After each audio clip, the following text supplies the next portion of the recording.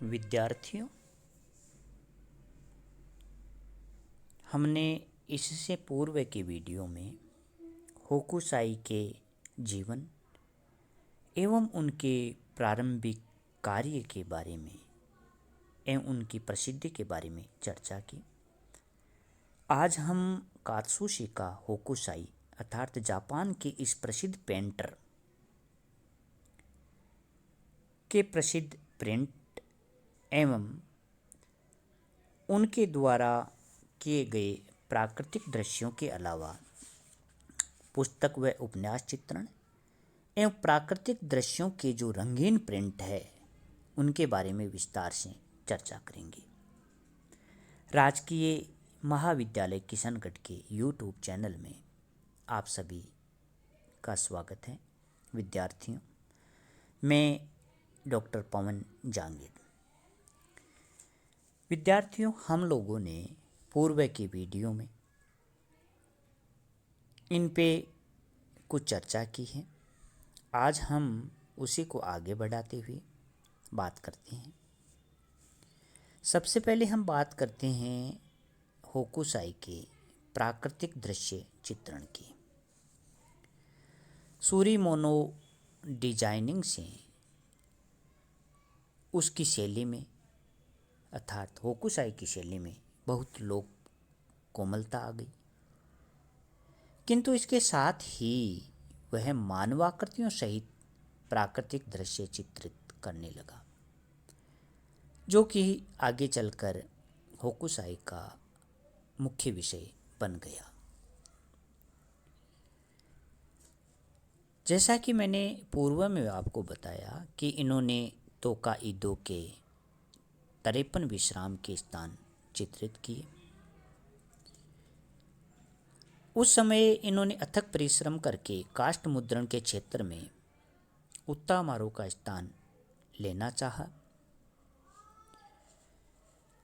होकुसाई ने जितना श्रम किया बहुत कम कलाकार ऐसा कर पाते हैं। इन्होंने देश के अनेक भागों में भ्रमण किया और कई चित्र इन्होंने बनाकर प्रसिद्धि प्राप्त की। विद्यार्थियों, उन्होंने पुस्तक व उपन्यास को चित्रित किया। तो आइए बात करते हैं पुस्तक व उपन्यास चित्रण पर। पुस्तकों में लिखी बातों को अधिक सरल बनाने के लिए उनमें चित्रों के समावेश की प्रथा आरंभिक 17वीं सदी में ही जापान में प्रचलित हो गई थी।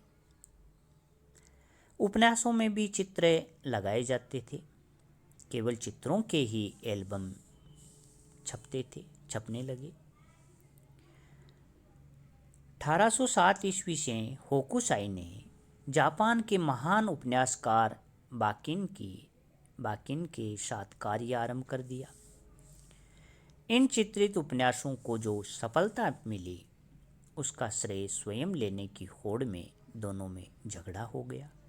इन चित्रों में उसकी कल्पना संयत रही और शैली में अधिक स्वाभाविकता दिखाई देती है। इसके साथ ही होकुसाई चित्रण तकनीक में नए नए प्रयोग करते रहे और इनके आधार पर होकुसाई ने कुछ पुस्तकें भी छापी, जैसे सरल रेखांकन के शीघ्र पाठ।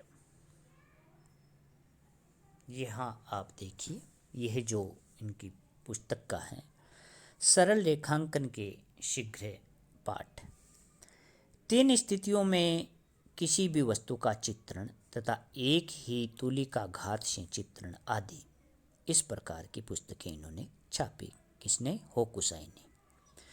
इन पुस्तकों में सभी बातें बड़ी सहज ढंग से समझाई गई है। कोई भी चित्र बनावटी प्रतीत नहीं होता। इन सबसे अधिक प्रसिद्धि उसका स्फुट स्केच नामक संग्रह है। 15 खंडों में से इसका प्रथम खंड और अंतिम खंड चित्रकार की मृत्यु के पश्चात प्रकाशित हो पाई।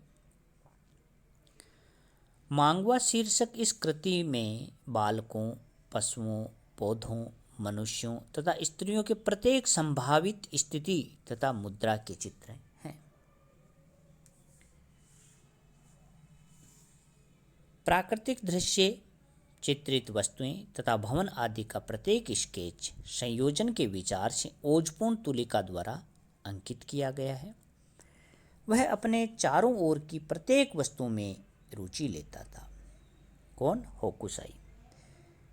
इसमें जापानी शैलियों तथा चीनी पद्धतियों का एक साथ संग्रह है। इस संग्रह को आशातीत सफलता मिली और इससे होकुसाई बहुत प्रोत्साहित हुआ। इसकी खूब बिक्री हुई और यह निरंतर पुनर्मुद्रित होता रहा। मांगवा जो है, जो शीर्षक की कृति है, वह उसने अत्यंत सावधानी और सफाई के साथ प्रकृति के 14 चित्रों का एक संग्रह सानसुई गाफो मुद्रित किया।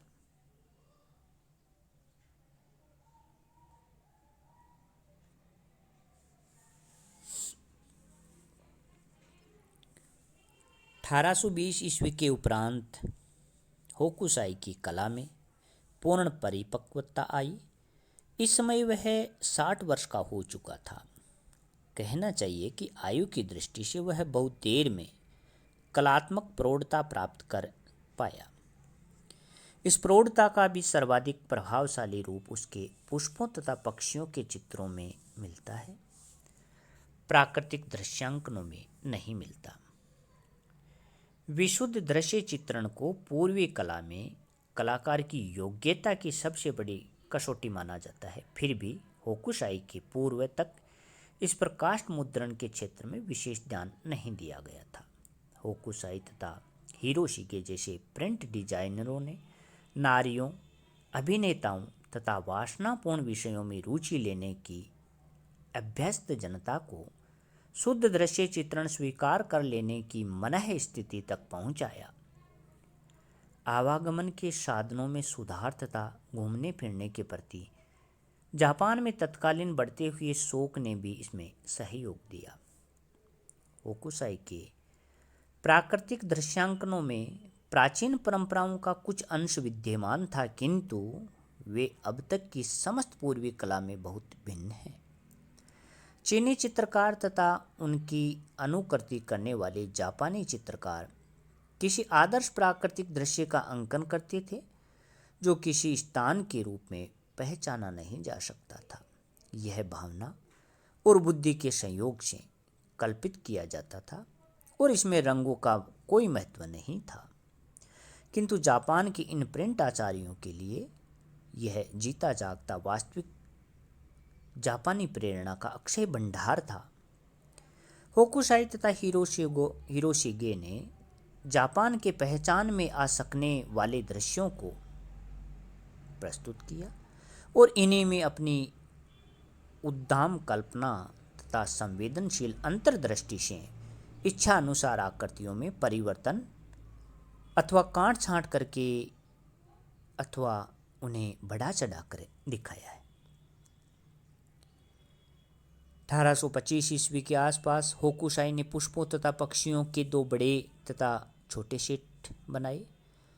इन्हें बड़े फूल तथा छोटे फूल भी कहा जाता है। इसमें जापानी, चीनी तथा यूरोपीय शैलियों का उत्कृष्टतम समन्वय मिलता है।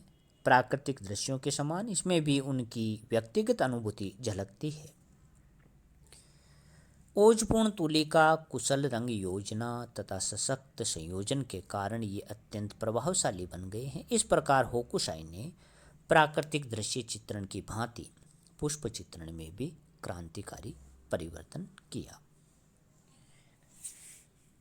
अब हम बात करते हैं उनके प्राकृतिक दृश्यों के जो रंगीन प्रिंट है उसके बारे में। तो विद्यार्थियों, प्राकृतिक दृश्यों की सामग्री की खोज में होकुसाई ने विस्तृत भ्रमण किया और इसके परिणाम स्वरूप 1834-35 ईस्वी में काले तथा भूरे रंग में फूजी पर्वत के 100 दृश्य इन्होंने छापे। फ्यूजी पर्वत के 100 दृश्य इन्होंने छापे हैं, जो आप इस चित्र में देख सकते हो।